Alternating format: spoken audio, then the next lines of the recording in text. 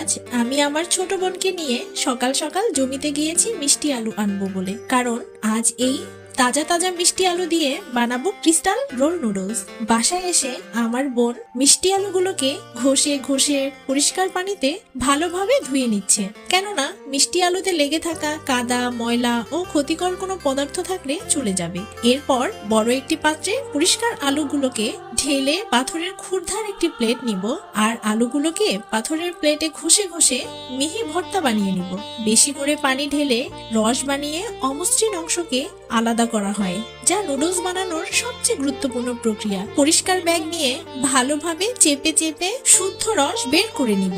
রসগুলোকে বড় একটি পাত্রে ঢেলে ঢেকে রাখবো সারা রাত। তাতে মিষ্টি আলুর সব স্টার্চ গুলো নিচে জমে যাবে। যখন ঢাকনা উঠানো হয় তখন স্বচ্ছ পানি উপর থেকে আলাদা করে নিয়ে নিচে জমে থাকা স্টার্চ চামিচের সাহায্যে খুঁচে খুঁচে তোলা হয়। যেহেতু স্টার্চ তখনও ভিজা, তাই এগুলোকে একটি পাত্রে রেখে সাবধানের সাথে রোদে শুকানো হয়। রোদে কয়েক ঘন্টা শুকানোর পরে এগুলো মিহি আটায় পরিণত হয়। এবার এই আটায় কিছু পানি মিশিয়ে আঠালো মিশ্রণ তৈরি করে নিব।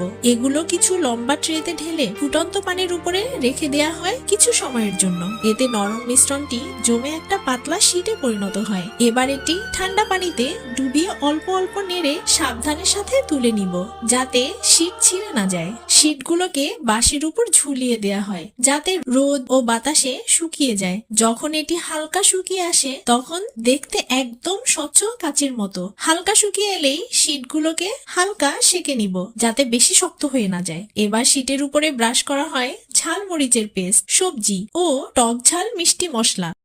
এই মশলাগুলোকে ঢেলে সুস্বাদু রোল বানিয়ে কাঠি দিয়ে একদম সিকিউর করে নেওয়া হয়। আর বাকি শীটগুলোকে রোল রোল পেঁচিয়ে স্ট্রেট করে কেটে মশলাযুক্ত গ্রেভির মধ্যে নুডলসের মতো রান্না করা হয়। ব্যাস, তৈরি হয়ে গেল পাহাড়ি গ্রামের একটি মজাদার স্পেশাল নুডলস, যা আমি আর আমার বোন মিলে সন্ধ্যায় ভীষণ এনজয় করি। আপনারাও কি আমাদের মতো এমন মজাদার খাবার টেস্ট করতে চাচ্ছেন?